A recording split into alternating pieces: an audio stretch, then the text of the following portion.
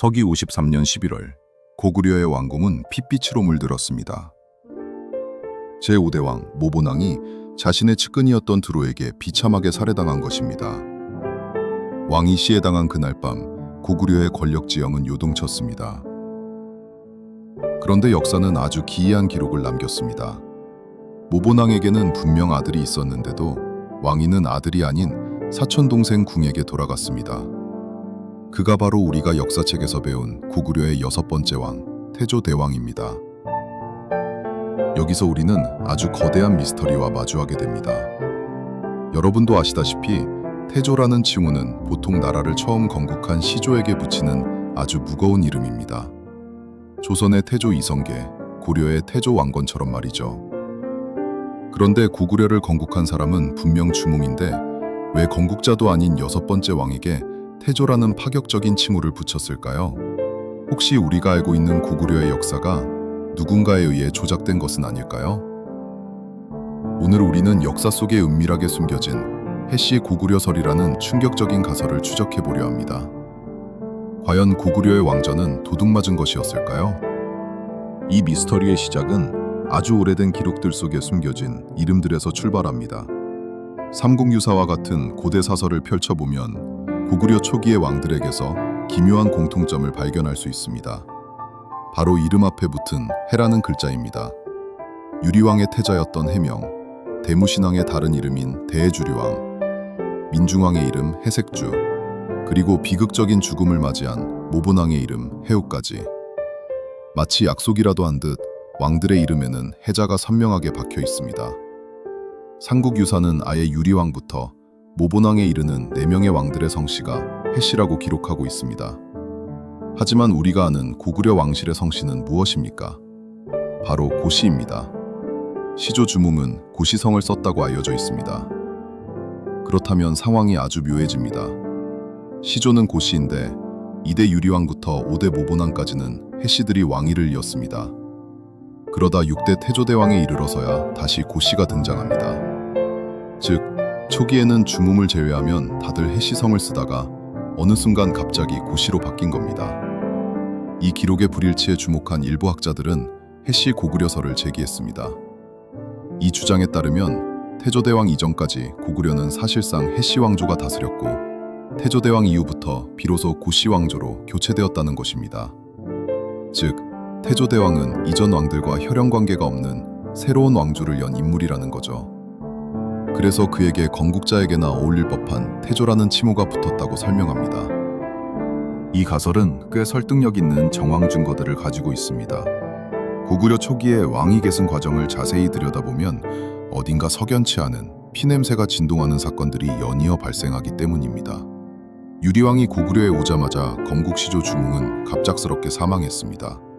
유리왕의 아들들인 도절과 해명은 왕위에 오르기도 전에 의문사했습니다. 대무신왕에게는 멀쩡한 태자가 있었는데도 동생인 민중왕이 왕위를 가로챘습니다. 그리고 결정적으로 모본왕은 측근에게 암살당했습니다. 그 혼란의 끝에서 모본왕의 아들이 아닌 사촌동생 태조대왕이 왕좌를 차지했습니다. 이것은 단순한 왕위 계승이 아니라 사실상 정변, 즉 쿠데타가 아니었을까요? 학계 일각에서는 이를 부족 간의 권력 투쟁으로 해석하기도 합니다. 고구려 초기 왕권은 원래 연노부의 해씨 세력이 쥐고 있었습니다. 그런데 모본왕의 암살을 계기로 게르구의 고씨 세력이 역섬혁명을 일으켜 정권을 탈취했다는 겁니다. 만약 이것이 사실이라면 승리자인 고씨 왕가는 자신들의 정통성을 확보하기 위해 역사를 조작했을 가능성이 큽니다. 이전의 해씨 왕들을 자신들의 조상인 것처럼 계보를 꾸미고 해씨 왕가와 고씨 왕가를 하나로 통합해버린 거죠. 학자들은 기록의 차이에도 주목했습니다. 태조대왕 이후의 기록에는 나라는 행정구역 명칭이 자주 등장하지만 모본왕 이전 기록에서는 그렇지 않다는 점, 그리고 부여와 관련된 기사가 초기 3대 왕에게 흩어져 기술된 점 등을 들어 주몽 계열과 태조대왕 계열이 원래는 별개의 왕가였을 가능성을 제기하기도 했습니다. 그렇다면 정말 고구려의 왕조는 중간에 교체된 것일까요? 태조대왕은 왕위를 찬탈한 혁명가였을까요? 하지만 이 흥미로운 음모론에는 치명적인 반론들이 존재합니다. 첫 번째 반론은 바로 언어 속에 숨겨진 비밀입니다. 당시 우리 민족에게 성씨라는 개념은 지금처럼 명확하지 않았습니다. 중국식 성씨가 도입되기 전 이름 앞에 붙은 해는 성씨가 아니라 일종의 수식어나 존칭이었을 가능성이 높습니다. 더 중요한 것은 해와 고의 의미입니다. 순우리말 해는 하늘에 떠 있는 태양을 뜻합니다. 한자 해는 그 소리를 빌려 적은 음차 표기일 가능성이 큽니다. 반면 고는 높다는 뜻을 가지고 있습니다. 하늘 높이 떠 있는 해, 즉 태양의 높은 미상을 뜻으로 빌려 적은 훈차 표기인 셈이죠. 마치 현대의 우리가 외국 인명을 표기할 때 마오쩌둥과 모택동을 혼용했던 것처럼 해씨와 고씨는 서로 다른 집단이 아니었습니다. 태양을 숭배하는 동일한 왕족 집단을 가리키는 다른 표기법이었을 확률이 매우 높습니다. 실제로 주몽의 아버지 이름이 해모수라는 점은 주몽 역시 해씨 집단의 일원임을 보여주는 결정적인 증거입니다. 두 번째 반론은 후대 왕들의 태도에서 찾을 수 있습니다. 만약 고씨가 해씨를 몰아내고 왕위를 찬탈했다면 전 왕조의 흔적을 지우거나 그들을 깎아내리는 것이 일반적입니다. 하지만 고구려는 달랐습니다. 고구려 17대 소수림 왕의 다른 이름은 소해주류왕입니다. 이는 3대 대무신왕의 별칭인 대해주류왕과 짝을 이루는 이름입니다. 후대 왕이 찬탈당한 전 왕조의 왕을 자신의 롤모델로 삼아 이름을 짓는다? 이는 상식적으로 불가능한 일입니다. 소수림 왕이 대무신왕을 계승하려 했다는 것은 당시 고구려 왕실이 해씨 왕들을 자신들의 자랑스러운 조상으로 인식하고 있었음을 의미합니다. 결정적인 증거는 만주 벌판에 우뚝 서 있는 광개토대왕 능비에 있습니다. 광개토대왕은 비석에서 왕실의 기원을 설명하며 추모왕, 유리왕, 대주리왕을 신성한 조상으로 강조했습니다. 만약 해씨 고구려설이 맞다면 추모왕은 그렇다 쳐도 해씨 왕조인 유리왕과 대무신왕을 굳이 자신의 직계조상으로 내세울 이유가 없습니다. 이는 당시 왕실이 해씨와 고씨를 구분하지 않았고 그들을 하나의 혈통으로 굳게 믿고 있었다는 명백한 증거입니다. 더욱이 조작설이 사실이라면 태조대왕에 대한 기록은 훨씬 더 화려했어야 합니다. 진짜 시조인 태조대왕에게 온갖 신성한 능력을 부여하고 가짜 조상인 해씨 왕들은 평범하게 묘사했겠죠? 하지만 기록은 정반대입니다. 하늘을 날고 신기한 보물을 얻는 기적은 유리왕과 대무신왕에게 집중되어 있습니다. 정작 태조대왕에게는 태어날 때 눈을 떴다는 정도의 기록 외에는 특별한 신화적 요소가 없습니다. 100살 넘게 장수했다는 것 외에는 말이죠. 만약 족보를 조작했다면 왜 진짜 시조를 이렇게 밋밋하게 그렸을까요?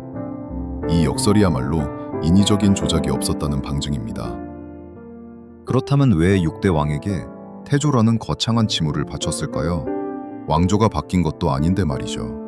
여기에는 두 가지 해석이 가능합니다. 첫째는 고구려의 국가적 위상이 달라졌기 때문입니다. 태조대왕 시기에 이르러 고구려는 주변 소국들을 복속하고 요동으로 진출하며 영실상부한 지역 패권국으로 떠올랐습니다.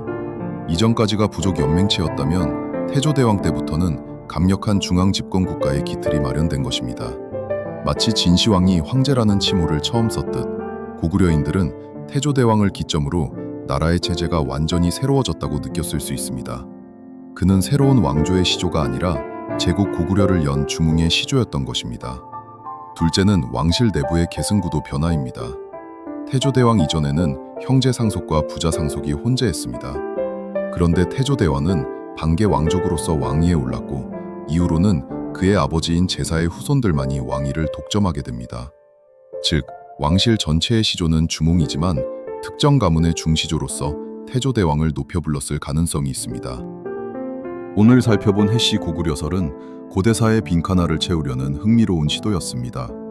하지만 여러 증거들을 종합해 볼 때 고구려의 왕통은 단절되지 않았으며 해씨와 고씨는 결국 하나였음을 알 수 있습니다. 오히려 이 논란은 핏줄을 나눈 형제들을 신성한 조상으로 섬기며 하나의 역사를 만들어가려 했던 고구려인들의 통합 정신을 역설적으로 보여주고 있습니다. 고구려의 역사는 승자가 패자의 기록을 지우는 과정이 아니라 과거를 품고 더 큰 미래로 나아가는 과정이었습니다. 여러분은 해씨 고구려설에 대해 어떻게 생각하시나요? 왕조교체설이 설득력 있나요? 아니면 하나의 혈통이라고 보시나요? 댓글로 여러분의 생각을 남겨주세요. 오늘 이야기가 흥미로우셨다면 구독과 좋아요, 알림 설정 부탁드립니다. 저는 다음 시간 더 깊은 역사의 비밀로 찾아오겠습니다. 지금까지 역사통찰이었습니다. 감사합니다.